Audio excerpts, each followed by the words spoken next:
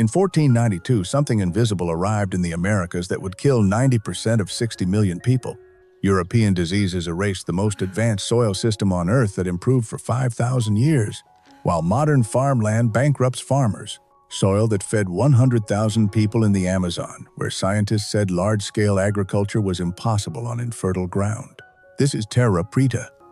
And this is how disease and colonization almost buried it forever beneath the jungle. You are watching Forgotten Soil.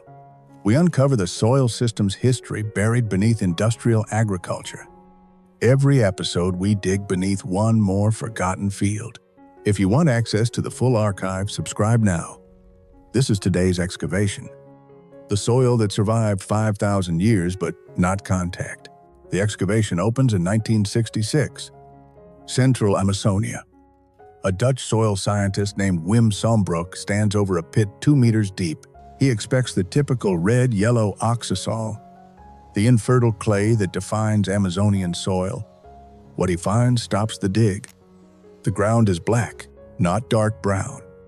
Black, like charcoal had been mixed into every handful of earth for 2 meters down through clay that should hold nothing. This was not recent. Radiocarbon dating on pottery shards embedded in soil layers showed continuous accumulation from 500 BCE to 950 CE, 1,400 years of black earth creation, by people who were not supposed to exist in numbers large enough to transform landscapes. They called it Terra Preta do Indio in Portuguese, black earth of the Indian. The locals always knew it grew better crops. What Sombroek measured made no sense. 3 times more nitrogen than surrounding soil, 3 times more phosphorus, 70 times more charcoal. The Amazon basin sits on oxisols, weathered clay leached of nutrients by millions of years of rain. Everything the rainforest contains exists in trees. But here is what nobody tells you about measurements in the most infertile tropical soil on Earth. The soil holds almost nothing. Agricultural textbooks said you cannot farm this ground sustainably. Jungle reclaims cleared land within 3 years of cultivation. Yet Spanish explorer Francisco de Orellana reported densely populated Amazon regions in the 1540s, populations exceeding even those of today. The island of Marajó alone may have supported 100,000 people. Sedentary communities, complex social stratification, cities in a jungle. This should not be possible. But the black earth remained. And what was in that earth changed everything we thought we knew. The dating pushed back further. Sites on the Jamari River showed Terra Preta formation 4,800 to 2,600 years before present. Other sites in the upper Xingu, southeastern Amazonia, the Tapajós River. Every excavation revealed the same pattern. Circular villages, tintrauplazas, raised platforms, and beneath every settlement, black soil, packed with pottery shards, fish bones, mammal bones, turtle shells, all mixed with charcoal into earth 2 meters deep. They expected waste middens, random garbage heaps around primitive camps. What they found was systematic, stratified layers showing centuries of deliberate accumulation. This was not disposal. This was construction. Bruno Glaser analyzed the composition in 2001. The charcoal was not from forest fires. Low-temperature pyrolysis, smoldering, the kind of incomplete combustion that happens in cooking fires when you need heat without flame consuming all wood. The pottery shards were not accidental. Ceramics increased nutrient retention. The bones were not leftovers. Phosphorus and calcium concentrated where crops would grow. Sites appeared across 6 continents. West Africa in Benin and Liberia, South African savannas, Ecuador and Peru, French Guiana, Bolivia. Same knowledge everywhere. Jar organic waste into stable carbon. Mix it with soil. The earth turns black and holds nutrients for thousands of years where soil normally dies. The Tupi-Guarani peoples, the cultures of Marajó, dozens of tribal groups whose names we lost. They knew something industrial agriculture has not learned: how to build soil that improves. Not for seasons, for millennia. On ground chemistry, textbooks say cannot sustain permanent agriculture without external fertilizer. And then the chemistry gets stranger. Take a handful of Terra Preta. 70 times more charcoal than the red clay 3 meters away. That charcoal has a carbon to nitrogen ratio of 200. But here is what makes no sense when you look at the actual chemistry. Agricultural chemistry says charcoal with that ratio immobilizes nitrogen. It should lock up nutrients and starve plants. The soil should be dead. It is not. Terra Preta has 3 times more available nitrogen than surrounding oxisols. The charcoal does not consume nutrients. It holds them in porous structure, creating habitat for microbes. Mycorrhizal fungi populations explode. Nitrogen-fixing bacteria colonize the char. Water retention increases. pH rises from acidic 4 to neutral 7, and the charcoal does not decompose. 2,000 years later, 5,000 years later, still black, still holding structure, still conducting electrons through soil. Johannes Lehmann at Cornell discovered the biochar literally transfers electrons. Microorganisms use it like electrical wiring to move energy through soil matrix faster than diffusion. The soil respires, breathes, cycles carbon and nitrogen through microbial networks that should not exist in tropical heat that decomposes organic matter within months. Wait for the yield data. Rice yields on Terra Preta, 0.5 to 3.8 metric tons per hectare. On adjacent infertile oxisol, 1.5 to 1.8. Bean yields on Terra Preta, 0.1 to 1.9 metric tons per hectare. On oxisol, 0.3 to 0.8, up to double the production. Local farmers today still use existing Terra Preta patches for papaya and mango. Reports say the fruit trees grow 3 times faster than on regular soil.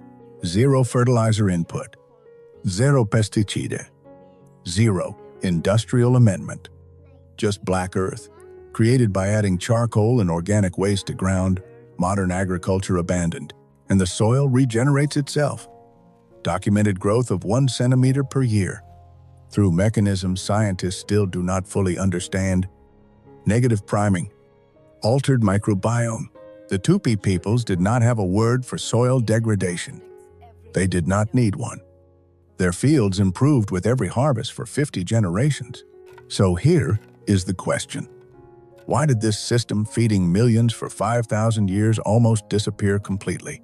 The answer lies not in the chemistry, but in what happened when ships arrived carrying invisible weapons no one could fight. In 1493, the first recorded influenza epidemic struck Hispaniola at the Spanish settlement of Isabela. 2,000 passengers from a continent carrying pathogens. By 1506, 13 years later, 1/3 of the native population remained. 67% dead from diseases their immune systems had never encountered. Smallpox, measles, influenza, typhus, bubonic plague, leptospirosis from rats on European ships. Wave after wave hitting populations with 0 immunity. 1517. Europeans reached the mainland. 1546 and 1558. 2 smallpox epidemics ravaged Peru before anyone understood contagion. In the century between 1492 and 1650, European contact did something mathematically catastrophic. 60 million people lived in the Americas when Columbus arrived. By 1650, 6 million remained, 90% mortality, 56 million dead, 10% of the global human population. Erased, not by war alone, not by slavery alone, by diseases spreading faster than armies. In 1616 to 1619, New England suffered what colonists called the Great Dying. 95% casualty rate from multiple simultaneous epidemics. The Pennacook Confederation. Populations of 10,000 to 20,000. Reduced to under 1,000. Coastal groups saw 80 to 90% losses within 3 years. Those who survived the first wave died in the second.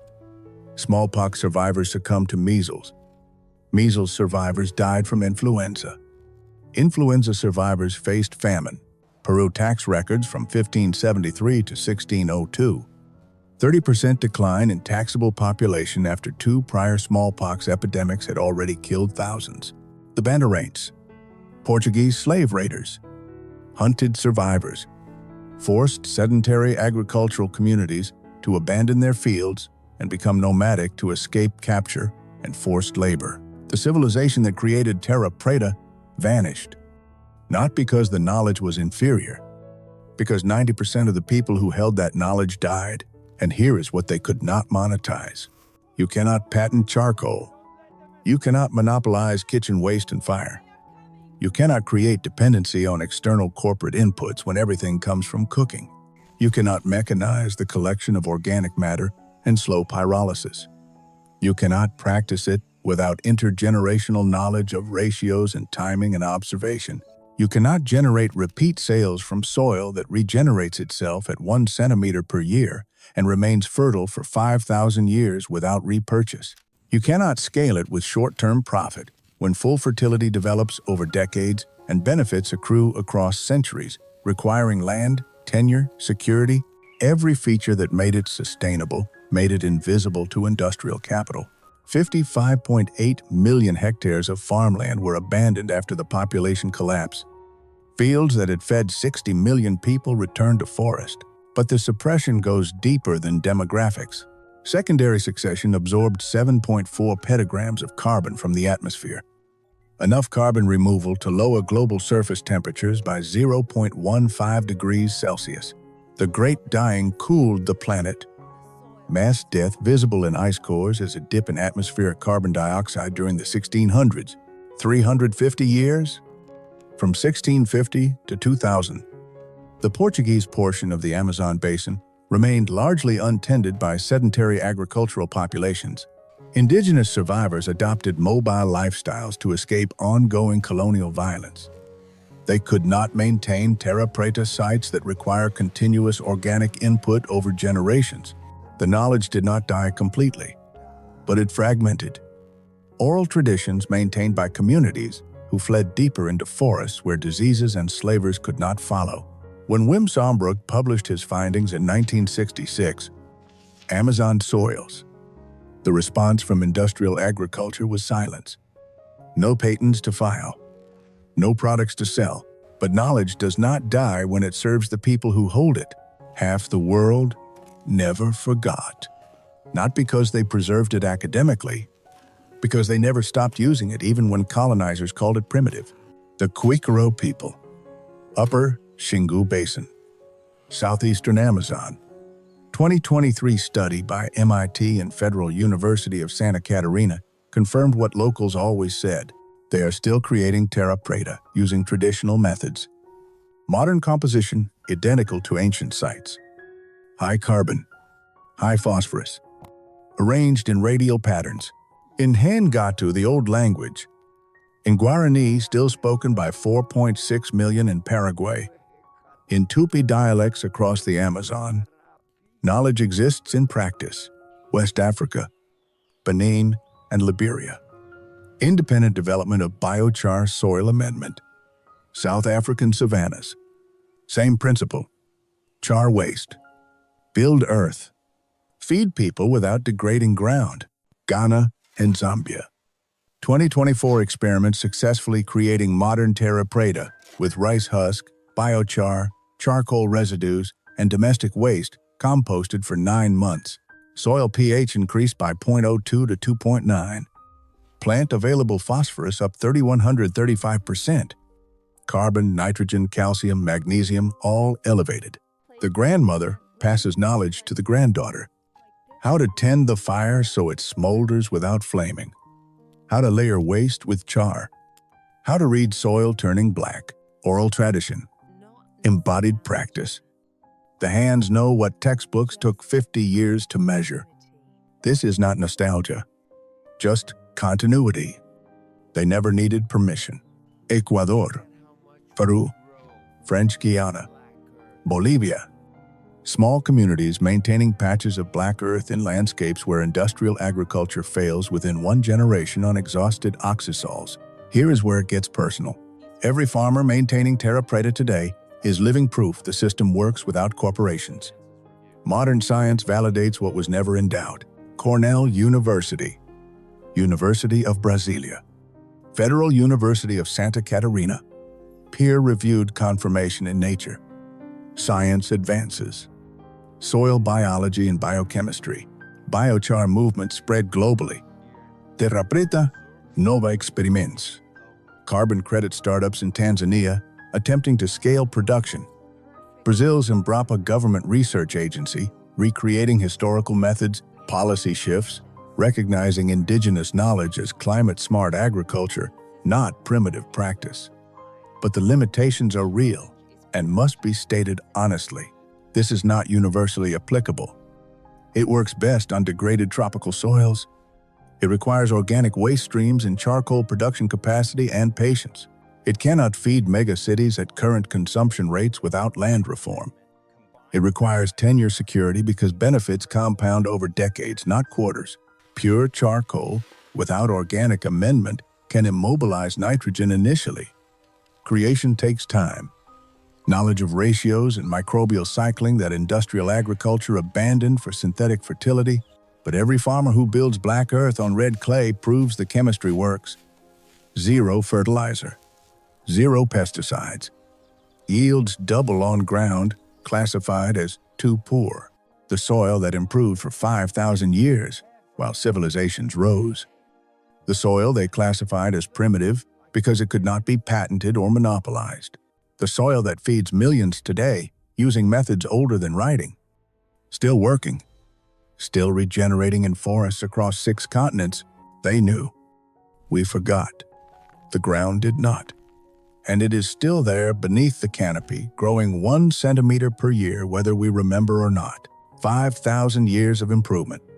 $0 of input, 1 centimeter of annual growth. It can feed you if you have land, time, and knowledge. If this opened something for you, subscribe. Every share helps preserve knowledge they spent 5 centuries trying to erase. The next excavation opens soon.